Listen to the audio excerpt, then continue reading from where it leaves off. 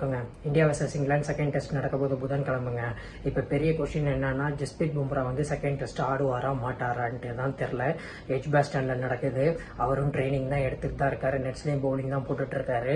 But ஆனால் அவர் வந்து second test ஆடுவாரா ஆட மாட்டாரா என்னன்னு தெரில. பெரிய கொஸ்டின் மார்க்காக இருக்குங்க. எந்த ஒரு பிளேயராக இருந்தாலும் லார்ட்ஸில் தான் விளாட்றதுக்கு ரொம்ப விரும்புவாங்க. அதுதான் ஜஸ்பிரீத் பும்ராவும் நினைப்பாருன்னு நினைக்கிறேன். ஏன்னா லார்ட்ஸில் விளாட்றது ஒரு பெரிய அச்சீவ்மெண்ட்டாக நினைப்பாங்க. ஒரு கிரிக்கெட்டரும் அந்த லார்ட்ஸ் கிரவுண்டில் விளாட்றது பெரிய இதாக நினைப்பாங்க. ஏன்னா ஹோம் ஆஃப் கிரிக்கெட்டுங்கிறது வந்து லார்ட்ஸ் தான். அதனால ஜஸ்பிரீத் பும்ரா வந்து கண்டினியூஸாக 3 டெஸ்ட் மேட்ச்னால் விளாட முடியாது. ஒரு மேட்ச் பிரேக் எடுத்து இன்னொரு மேட்ச் தான் விளாட முடியும். சீரியஸ் ஸ்டார்ட் பண்ணும்போதே அவர் சொல்லியிருந்தாரு, நான் வந்து 3 டெஸ்ட்டு தான் விளாடுவேன், 2 டெஸ்ட்டை விளாட மாட்டேன்ட்டு. ஆனால் அவர் பாடி கண்டிஷன் வந்து எப்படி இருக்குங்கிறது தெரியல. ஏன்னா இந்தியாவோட கீ பவுலரே வந்து ஜஸ்பிரீத் பும்ரா தான். ஜஸ்பிரீத் பும்ராவை வச்சு தான் இந்தியா போயிட்டுருக்காங்க டெஸ்ட்லலாம். ஏன்னா வேறு யாருமே சப்போர்ட் பண்ணுறதில்ல ஜஸ்பிரீத் பும்ராவுக்கு. ஃபஸ்ட்டு டெஸ்ட்லேயே பார்த்துருப்பீங்க, ஜஸ்பிரீத் பும்ரா தான் நல்லா பவுலிங் போட்டு 5 விக்கெட் எடுத்தார் ஃபர்ஸ்ட் இன்னிங்ஸில். அவர் தான் மெயினான பவுலராக இருக்கார். பிரசாந்த் கிஷன், முகமது சிராஜ் எல்லாம் நல்லா சப்போர்ட் பண்ணணும். சப்போர்ட்டே இல்லை. ஜஸ்பிரீத் பும்ரா ஒரு ஆள் தான் நல்லா ஃபைட் பேக் பண்ணிகிட்ருக்காரு இந்தியா ஜெயிக்கணுன்ட்டு. பட் ஆனால் ஈக்குவலான ஃபாஸ்ட் பவுலர்ஸ் வந்து யாரும் சப்போர்ட் பண்ண மாட்டாங்க. அவங்க எல்லாரும் சப்போர்ட் பண்ணாங்கன்னா இந்தியா டீம் வந்து நல்லா விளாண்டுருக்கலாம் ஃபஸ்ட் டெஸ்ட்டில். பரவாயில்ல, ஃபஸ்ட் டெஸ்ட் தான் இது. ஆனால் இப்போதைக்கு கொஸ்டின் மார்க் வந்து ஜஸ்பிரீத் பும்ரா வந்து செகண்ட் டெஸ்ட்டு விளையாட வர மாட்டாரா. ஏன்னா 50% சான்ஸ் இல்லை. ஏன்னா எந்த ஒரு பிளேயராக இருந்தாலும் லார்ட்ஸில் தான் விளையாட விரும்புவாங்க. தேர்ட் டெஸ்ட் தான் விளையாடுவார். அப்படி கண்டினியூஸாக 3 டெஸ்ட்னால் பும்ராவால் விளையாட முடியாது. எந்த ஒரு பிளேயரும் லார்ட்ஸை தான் விரும்புவாங்க விளையாடுறதுக்கு. லார்ட்ஸ் கிரவுண்ட் வந்து நல்லா க்ரீனிஷ் விக்கெட்டாக இருக்கும். எஜ்பாஸ்டன்லேயும் நல்லா ஸ்விம்மிங் இருக்கும். அது ஜஸ்பிரீத் பும்ரா, கௌதம் கம்பீர், சுப்மன் கில்லோட கால் தான். மெயினாக ஜஸ்பிரீத் பும்ரா கால் தான். ஜஸ்பிரீத் பும்ரா என்ன சொல்கிறாரோ அதுதான் கேட்பாங்க கம்பீரும் கில்லும். பார்க்கலாம் என்ன பண்ணுறாருன்ட்டு. அடுத்தது பார்த்தீங்கன்னா, இந்த டெஸ்ட்டில் வந்து ரவீந்திர ஜடேஜா விளையாட மாட்டாருன்னு நிறைய பேர் சொல்லிட்டு வந்துட்டுருக்காங்க. ரவீந்திர ஜடேஜாவுக்கு பதிலாக குல்தீப் யாதவ் தான் எடுத்துகிட்டு வருவாங்கன்னு நினைக்கிறேன். ஏன்னா ஜடேஜா வந்து நெட் செஷன்லேயும் பவுலிங்லாம் போடலை. குல்தீப் தான் நல்லா பவுலிங் போட்டுட்டு இருந்தார். அதிக சான்ஸ் வந்து குல்தீப் யாதவ் வரத்துக்கு சான்ஸ் இருக்குது ரவீந்திர ஜடேஜாவுக்கு பதிலாக. ஏன்னா குல்தீப் யாதவ் வந்து ஒரு லெஃப்ட் ஆர்ம் ஸ்பின்னரு.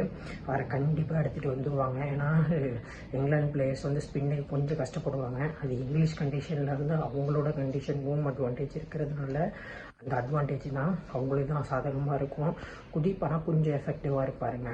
அடுத்த இன்னொரு சேஞ்ச் யாருன்னு பார்த்தீங்கன்னா, ஷர்துல் தாக்கூர் எடுத்துகிட்டு நிதிஷ்குமார் ரெட்டி தான் வருவார்னு நினைக்கிறேன். ஏன்னா பயங்கரமான ப்ராக்டிஸ் பண்ணிகிட்டு இருந்தார் நிதிஷ்குமார் ரெட்டி. மோஸ்ட் ப்ராபப்லி ஷர்துல் தாக்கூர் இந்த மேட்ச் ட்ராப் பண்ணிட்டு நிதிஷ்குமார் ரெட்டி வரத்துக்கு அதிக சான்ஸ் இருக்குது. நிதிஷ்குமார் ரெட்டி தான் வந்து அதிக சான்ஸ் இருக்குங்க இந்த டெஸ்ட்டுக்கு ஆடுறதுக்கு. அடுத்தது இன்னொரு சேஞ்ச் பார்த்தீங்கன்னா, வாஷிங்டன் சுந்தர் ஆடுறாரு. நெட்ஸ்லாம் பயங்கரமாக ப்ராக்டிஸ் பண்ணிட்டு இருந்தார். அவரும் குல்தீப் யாதவ் தான் பவுலிங் போட்டுட்டு இருந்தாங்க ரிஷப் பந்துக்கு. ஒருவேளை வாஷிங்டன் சுந்தரத்துக்கும் ஆட நிறைய சான்ஸ் இருக்குது. ஆனால் வாஷிங்டன் சுந்தர் ஆடணும்னா யாரை ட்ராப் பண்ணுவாங்கன்னு தெரியல. மோஸ்ட் ப்ராபப்லி வாஷிங்டன் சுந்தர் இந்த டெஸ்ட்டில் ஆடலனாலும் 3வது டெஸ்ட்டு 4வது டெஸ்ட்னா நிறைய சான்ஸ் உண்டு ஒரு ப்ராபலாக ஒரு 11ல் பார்க்குறதுக்குங்க. இந்தியா சேஞ்சஸ் வந்து இதுதான் நடக்கும். நிதிஷ்குமார் ரெட்டி வந்து ஷர்துல் தாக்கூருக்கு வருவார். குல்தீப் யாதவ் வந்து ரவீந்திர ஜடேஜாக்கு பதிலாக குல்தீப் யாதவ் வந்துருவாருங்க. இப்போ ஜஸ்பிரீத் பும்ராக்கு பதிலாக யார் வருவா? ஹர்ஷீப் சிங் ஆடுவாரா இல்லை ஆகாஷ் தீப்பா? ஆகாஷ் தீப்பும் நல்லா போட்டுட்டு இருந்தார் நெக்ஸ்ட் செஷனில். அதிக சான்ஸ் ஆகாஷ் தீப்புக்கு தான் இருக்குது. அப்படி ஜஸ்பிரீத் பும்ரா ரெஸ்ட் எடுத்து ஆகாஷ் தீப் இல்லை ஹர்ஷீப் சிங் ஆடுவாங்க. இவங்க 2 பேரில் யாராவது ஆடுவாங்க. அது ஜஸ்பிரீத் பும்ரா கையில் தான் இருக்குது. என்ன சொல்கிறாருன்னு தெரில. அடுத்த மெயின் விஷயம் வந்து இந்தியாவோட ஃபீல்டிங் வந்து நல்லா பண்ணால் தான் இந்த டெஸ்ட்டை தாக்கு பிடிக்க முடியும். இந்தியா ஃபீல்டிங் வந்து சொதப்பினாங்கன்னா இந்த டெஸ்ட்லேயும் சொல்லி முடிஞ்சு போயிடும். ஃபீல்டிங்லாம் நல்லா ப்ராக்டிஸ் பண்ணிட்டு இருந்தாங்க. ஃபீல்டிங் தான் மெயின் இந்தியாவுக்கு. இந்த ஃபீல்டிங் வந்து சரியாக விட்டுட்டாங்கன்னா இந்த டெஸ்ட்லேயும் ரொம்ப கஷ்டமாக போயிடும். கேச்சஸ்னால் ட்ராப் பண்ணக்கூடாது. ஏன்னா கேச்சஸ் தான் இந்த மேட்சஸ்ஸு அதிக சான்ஸ் இருக்குது இந்தியா ஜெயிக்கிறதுக்கு இந்த டெஸ்ட்டு. ஏன்னா பேட்டிங் நல்லா விளாண்டாங்க. பவுலிங்கும் ஃபீல்டிங் தான் ரொம்ப இதாக போயிடுச்சு. ரொம்ப சஃபர் ஆகிட்டாங்க இந்தியா பவுலிங்லேயும் ஃபீல்டிங்லேயும். அதனால் நிறைய கேச்சஸ்னால் விடாமல் நல்லா மெயின்டைன் பண்ணி நல்ல டெம்போவை கொண்டு வந்தாங்கன்னா நல்லாயிருக்குங்க. சுப்மன் கில் நல்லா தான் லீட் பண்ணிட்டு வர்றாரு. ஃபஸ்ட்டு டெஸ்ட்டுங்கிறதுனால விட்டுட்டாங்க எல்லாரும். யாரும் அவ்வளோவா கண்ட்ரவர்ஷியல் வைக்கல. இந்த மட்டும் போகிற டெஸ்ட்டுக்கு அவருக்கு வந்து ப்ரெஷர் ஜாஸ்தியாகும். சுப்மன் கில்லும் நல்லா லீட் பண்ணணும். நல்லா லீட் பண்ணார் ஃபஸ்ட் டெஸ்ட்டில். பட் ஆனால் இன்னும் கொஞ்சம் எஃபெக்டிவாக லீட் பண்ணாருன்னா நல்லாயிருக்கும். பவுலர்ஸ் சரியாக அவருக்கு ஒத்துழைக்கல, அதுதான் அவருக்கு ஒரு ட்ராபேக்கு. மற்றபடி சுப்மன் கில் வந்து நல்லா தான் லீட் பண்ணிட்டு இருந்தார். இதுதான் இந்தியாவோட சேஞ்சஸ் இருக்கும். ஜஸ்பிரீத் பும்ராவுக்கு பதிலாக ஜஸ்பிரீத் பும்ரா விளையாடுவாரா?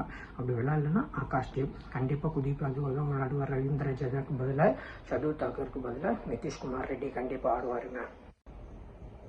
இங்கிலாண்டை பார்த்தீங்கன்னா ஜாஃபர் ஆர்ச்சரை கூட்டிகிட்டு வந்திருக்காங்க. ஜாஃபர் ஆர்ச்சர் வந்து 4 வருஷத்துக்கு அப்புறம் மறுபடியும் டெஸ்ட் டீமுக்குள்ள வந்திருக்காரு. ஜாஃபர் ஆர்ச்சர் வந்து எப்படி பவுலிங் போடுவாருன்னு தெரியும். நல்ல வேலை இந்தியன் பேட்ஸ்மேன்ஸ்க்குனா ரொம்ப லக்கு. இந்த செகண்ட் டெஸ்ட் அவர் ஆடல. இங்கிலாந்து வந்து அன்சேஞ்சு 11 சொல்லிட்டாங்க. அதனால ஜாஃபர் ஆர்ச்சர் வந்து இந்த டெஸ்ட்டுக்கு ஆடல. கண்டிப்பாக லார்ட்ஸ் டெஸ்ட்டில் விளையாடுறதுக்கு அவருக்கு நிறைய சான்ஸ் இருக்குது. லார்ட்ஸ் டெஸ்ட்டில் தான் லாஸ்ட் கிரவுண்ட்னா க்ரீனிஷ் விக்கெட்டாக இருக்கும். நல்லா பால் ஸ்விங் பண்ணுவார். ஏன்னா அவர் டெஸ்ட் டெபியூட் பண்ணதே லார்ட்ஸில் தான். கம்பேக் டெஸ்ட்டில் லார்ட்ஸ் தான் கொடுப்பாருன்னு நினைக்கிறேன். இங்கிலாந்து வந்து சூப்பர் ஸ்குவாடாக இருக்கு. கிறிஸ் ஓக்ஸ்க்கு பதிலாக ஜாஃபர் ஆர்ச்சரை விளையாட வைப்பாங்கன்னு நினைச்சேன் செகண்ட் டெஸ்ட்டில். ஆனால் கிறிஸ் ஓக்ஸ்க்கு இன்னொரு சான்ஸ் கொடுத்துருக்காங்க. கிறிஸ் ஓக்ஸ்க்கும் ஒரு நல்ல பிளேயர் தான், ஒரு ஜென்யூன் ஆல்ரவுண்டர், நல்லா ஸ்விங் போடுவார். இன்ஜுரியிலேருந்து வந்ததுக்கப்புறம் அவர் பேஸ் வந்து ரொம்ப ட்ராப் ஆயிடுச்சு. 125 தான் போட்டுட்ருக்காரு. எல்லாம் ஒன்றா 130 140 கூட 145 140 கூட ஒரு 130 to 140 போடுவார். இப்போ இன்ஜுரியிலேருந்து வந்ததுனால அவரோட பேஸ் கொஞ்சம் ட்ராப் ஆயிடுச்சு. சூப்பரான பவுலரு. ஏன்னா அவருக்கு ஒரு ப்ரெஷரான கேம் இது. ஃபர்ஸ்ட் டெஸ்ட் வந்து ஒழுங்காக பெர்ஃபார்ம் பண்ணாததுனால இந்த டெஸ்ட்டில் அவர் கண்டிப்பாக பெர்ஃபார்ம் பண்ணணும்னு நினைப்பாருங்க. அடுத்தது வந்து டம்பிளிங்லாம் சூப்பராக பவுலிங் போட்டார். பென் ஸ்டோக்ஸு, பஷீர் எல்லாம் சூப்பராக பவுலிங் போட்டாங்க. அவங்க ஓவராலாக ஸ்குவாட் வந்து பயங்கரமாக இருக்குது. பேட்டிங் எப்படி ஆடினாங்கன்னு பார்த்தீங்க. ஜோ ரூட் வந்து தான் வின் பண்ணி கொடுத்தாரு. கண்டிப்பாக ஜோ ரூட் வந்து இந்த சீரீஸ் முடிகிறதுக்குள்ள ஒரு 2 செஞ்சுரி வச்சு அடிச்சிருவார். ஏன்னா இந்தியாவோட பவுலிங் அட்டாக் வந்து அப்படி இருக்கிறதுனால கண்டிப்பாக ஜோ ரூட்லேருந்து ஒரு 2 செஞ்சுரி எதிர்பார்க்கலாம். ஜோ ரூட்டு கண்டிப்பாக 2 செஞ்சுரி அடிச்சுவாருங்க. இந்த சைடு பென் ஸ்டோக்ஸ் பார்த்தீங்கன்னா பென் ஸ்டோக்ஸ் பொழந்து எடுத்துருவார். ஒரு சூப்பர் பிளேயர் பென் ஸ்டோக்ஸு. நம்மளுக்கு எப்படி ஆடுவாருன்னு தெரியும். பென் ஸ்டோக்ஸ்க்கும் நிறையா சான்ஸ் இருக்குது நல்லா விளாட்றதுக்கு. கேப்டன் ஆஃப் தி சைடு சூப்பராக கேப்டன் பண்ணிட்டு வந்துட்டுருக்காரு இந்த டெஸ்ட் சீரீஸில். அவங்களுக்கு இந்த சீரீஸோட அஷிஸ் தான் ரொம்ப முக்கியம். அதனால் இப்பயே ஃபார்ம் பண்ணிகிட்டு இருக்காங்க பயங்கரமாக. இந்தியாவையும் நல்லா தான் விளாண்டுட்டு இருக்காங்க. ஃபர்ஸ்ட் டெஸ்ட்டு ஜெயிச்சிட்டாங்க. பேட்டிங்ஸ்லாம் சூப்பராக எழுதிப்பீங்க. எல்லாமே அவங்க ஓவராலாக கவர் பண்ணி கரெக்டான டீமை ஃபார்ம் பண்ணி சூப்பராக வச்சுருக்காங்க. பவுலிங் ஃபீல்டிங்னா பக்காவாக பண்ணாங்க. இந்தியா தோற்றது காரணமே வந்து ஃபீல்டிங் தான். ஆனால் இங்கிலாந்து வந்து ஜெயிச்சதுக்கு வந்து ஃபீல்டிங் நல்லா பண்ணாங்க. கேச்சஸும் விட்டாங்க. ஆனால் இந்தியா அளவுக்கு தான் கேச்சஸ் உள்ள இங்கிலாந்து. பார்க்கலாம் அந்த செகண்ட் டெஸ்ட்டு எப்படி இங்கிலாந்து வின் பண்ணுமா இல்லை இந்தியா வந்து டைப் பண்ணுவாங்கன்றது பார்க்கலாம் செகண்ட் டெஸ்ட்டில்.